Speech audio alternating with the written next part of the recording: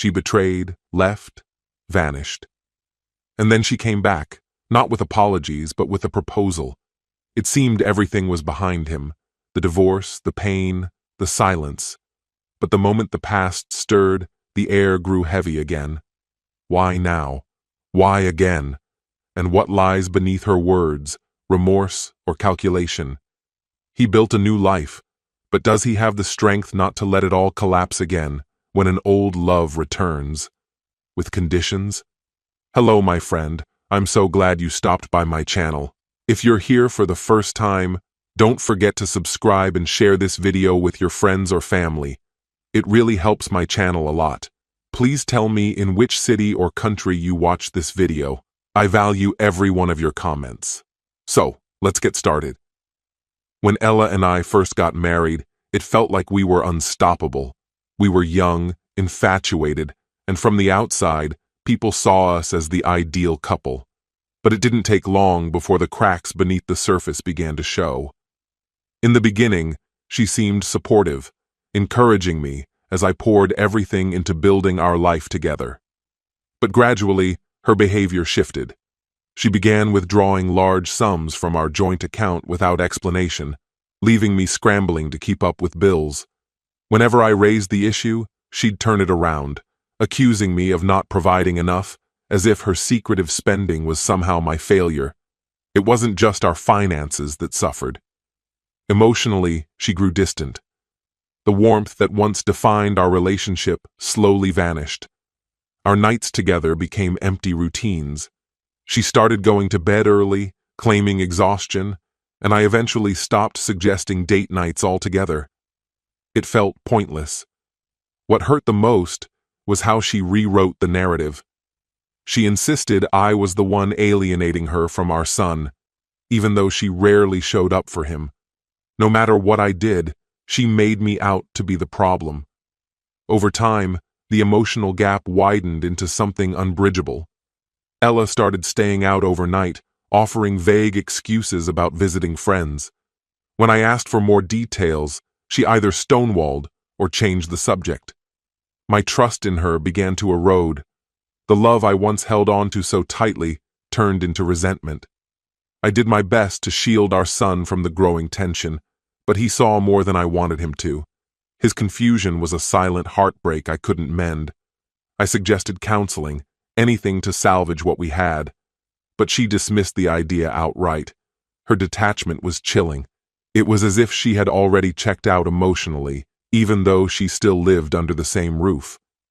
Eventually, the truth surfaced. She had met someone else and was leaving. A storm of emotions hit me. Fear, grief, and unexpectedly, a flicker of relief. The constant strain had become unbearable, and her departure, while painful, felt like a release. When she finally walked out, it struck me that I'd been clinging to a relationship that had long since died. After that, everything moved in fast forward. She filed for divorce, and reality became a blur. I didn't know what to expect next, but strangely, I felt lighter. Our marriage had drained me, and while the future was uncertain, I could finally exhale. The legal process, however, was chaotic. Her attorney's paperwork was riddled with basic errors, misspelled names, incorrect dates, and misinformation about our assets and child custody. The mistakes dragged out the proceedings unnecessarily. Still, the delays gave me a chance to regroup. When the time came, I addressed the issues in court, pointing out how her legal team's incompetence was stalling the case. That small move ended up saving me thousands in legal fees, a rare win in a process filled with setbacks. When the dust settled, Ella was granted the house and primary custody of our son. She moved in with the man she had left me for. Not long after, I heard unsettling news. He was abusive. For a fleeting moment, I pitied her. But that didn't change anything. She was gone, and I had to start rebuilding. I took back control of my life. I secured my finances, changed passwords, and made sure my accounts were airtight. No more surprises. The chaos of our marriage had taught me to be vigilant. I cut all safety nets she might have relied on. As brutal as it all had been, The divorce marked a turning point. Looking back, our relationship had been a cycle of emotional manipulation and financial instability. It had to end. Slowly but steadily, I started reclaiming my life. For the first time in years, I felt a sense of personal freedom. Life wasn't perfect, but it was no longer suffocating. Then, something unexpected happened. Ella began missing mortgage payments. A few months after the divorce, her uncle reached out. The house was heading toward foreclosure, and the bank was preparing to take it. He asked if I might want to buy it. I hesitated. The thought of owning the same house where so many painful memories lived felt unsettling. But as I thought more about it, I saw an opportunity. I put in an offer. To my surprise, it was accepted. In a strange twist, I became the owner of the very home we once shared. But this time, it didn't represent the past. It signified closure and a foundation for something new. From that point on, I focused on healing. I started working out, lost weight, and earned a promotion at work. Slowly, I began rediscovering who I was outside the identity of a struggling husband. I didn't rush into dating, but I welcomed the new conversations and the sense of possibility they brought. For the first time in what felt like forever, my life had forward momentum. The house, the personal growth, the clarity, they all signaled I was finally moving in the right direction. The divorce had been a painful rupture, but it made room for renewal. Then, nearly a year after everything had ended, just when life had begun to feel stable, Ella reached out. Her message came without warning. I saw her name flash on my screen one evening and froze. After all the time I had spent rebuilding, there she was again, like a ghost from a life I'd buried. "Benjamin, can we talk?" That's all it said. Short, direct, but the weight behind it felt immense. I hesitated before replying, unsure of her true intentions. "What do you want, Ella?" I wrote back, carefully stripping my message of any emotional weight. Her answer came almost immediately. She wanted to meet in person. My first reaction was a firm no. I wasn't eager to get drawn into her emotional traps again. But a small part of me, still chasing unfinished closure, compelled me to agree. It wasn't about rekindling anything. I just needed answers. One final conversation to close the door for good. When we met at the cafe the following afternoon, I barely recognized her. She looked worn, thinner, with an unfamiliar vulnerability behind eyes that had once been sharp and impenetrable. She offered me a hesitant smile, like she wasn't sure how welcome she was. "Hi, Benjamin," she said softly, her voice noticeably quieter than I remembered. I gave a restrained nod, keeping the space between us intact. "Hi, Ella. So, what's this about?" Her face shifted as she took the seat opposite me. "I've been thinking a lot lately," she began, watching me with careful intensity, as if searching for any flicker of warmth. "About us, about everything that went wrong." She paused, then added, "It ended badly, but I think we can fix it. I've changed, Benjamin." And then she dropped the real reason she'd asked to meet. "I want us to raise our child together. I think we owe it to our family to give this another try." Her words hit like a gut punch. I'd considered the possibility before, but only as a passing thought. I had already fought my way through the pain, survived the chaos, and rebuilt what was left of me. And now she was asking me to step back into the wreckage. I looked at her carefully, truly looked. And underneath the fragile facade, she was still the woman who had lied, who had broken every promise, who had left me scarred in ways I'd only just begun to recover from. Only now, she cloaked her intentions in guilt and nostalgia, presenting herself as reformed, when her motives still rang hollow. My voice was even, but resolute. "Ella, I've moved on. I'm not going back to that life. Whatever we had, it's part of the past. I've made peace with it." Her expression faltered, but she wasn't ready to let it go.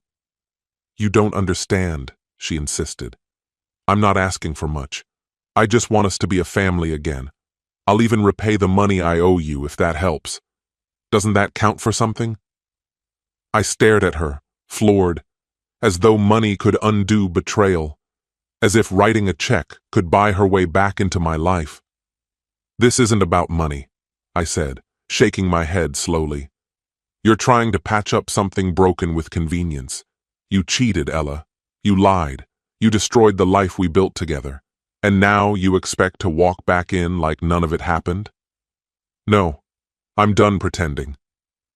A flicker of frustration crossed her face as she inhaled deeply, trying to collect herself. I saw the sting of rejection in her eyes, but I didn't let it sway me. I had allowed myself to be manipulated for far too long. I wouldn't let her rewrite the past to suit her needs. She tried again, painting a picture of second chances, shared parenting, reconciliation, healing, but I didn't waver. No, Ella, I said firmly. This is over. And if you really care about our child, stop leaning on me to fix whatever you're battling inside. I'm not your solution. Then I stood up. There was a finality in the air, dense, irreversible. It wasn't easy, but I left that cafe, leaving her alone to deal with the aftermath of her own choices.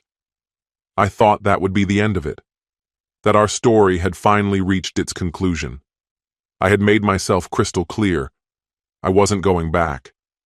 I assumed she'd accept it and fade from my life. But with Ella, closure was never a guarantee. For a while, I braced myself for the inevitable follow-up, the guilt trip, the drama, the emotional blackmail. But it never came. No messages, no calls, just silence. It seemed she had finally accepted the truth. I wasn't going to bend.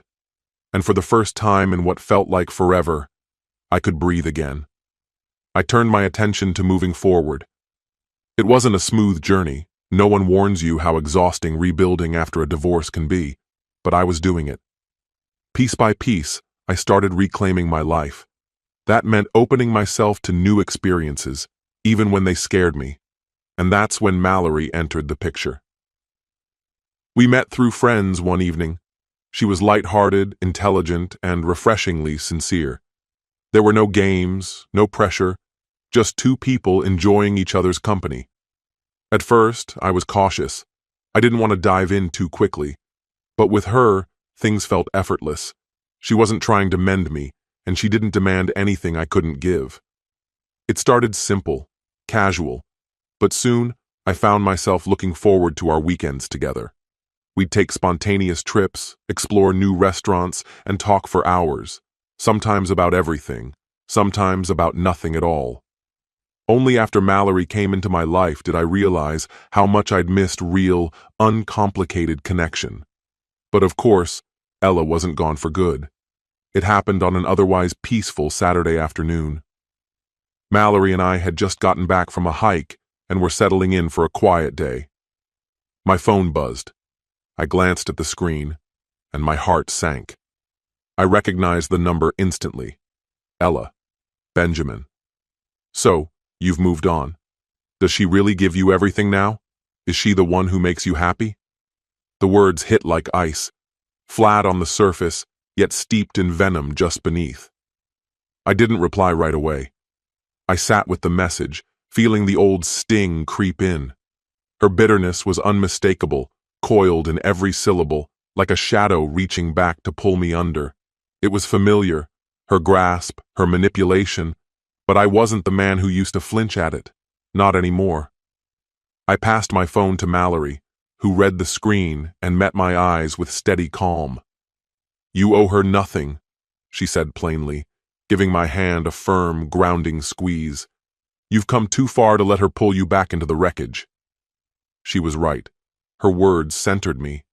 Instead of giving in to the urge to reply and reignite old fires, I blocked Ella's number without a second thought.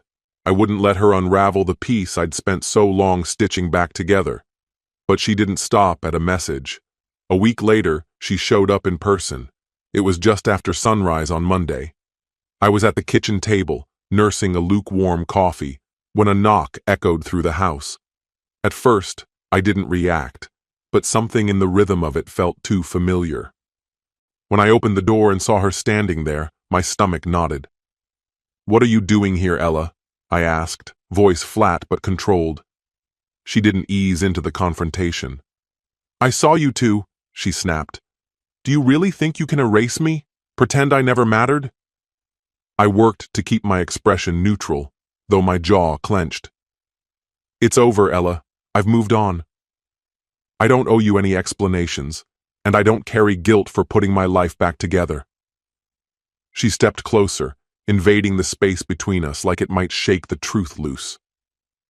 "You're not the man I thought I knew," she spat. "You used to love me." I met her gaze, steady and unflinching. "That love died a long time ago. You betrayed it. You shattered trust. You burned down everything we built. There's nothing left here, Ella." The silence that followed was heavy, thick with unspoken pain. For a moment I thought she might cry, might soften, but instead, her stare sharpened. "I hope this is worth it," she said coldly. "You'll regret walking away." She turned and left without another glance. I shut the door behind her and leaned against it, my chest aching, not from longing, but from the weight of old wounds being finally, truly closed. I'd braced myself for a confrontation like that. It didn't make it any less painful. I didn't bring it up much afterward.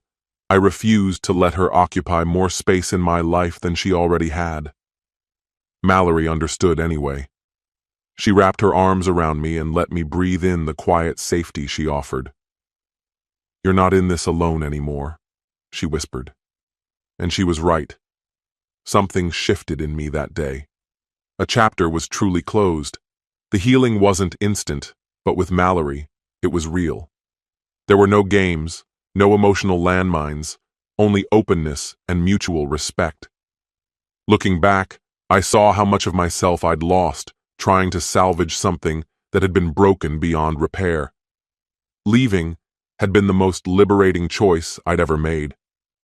Eventually, I asked Mallory to move in, into the same house that once held echoes of Ella, but it no longer felt haunted. It had changed. It was ours now. One evening, as we curled up on the couch, Mallory looked at me and said softly, This is where you belong." And I believed her. Together, we grew. Built something from trust, not fear. For the first time in years, I wasn't just surviving, I was living. Ella tried to reach out again, briefly, sporadically, but I never responded. The lines were drawn. Her storm was no longer mine to weather. Then one evening, Mallory looked at me with a gentle smile and said, "You've changed." "I know," I replied. "This time, I've reclaimed my life." And with her by my side, I finally felt peace. The past had lost its grip on me. I was no longer looking back.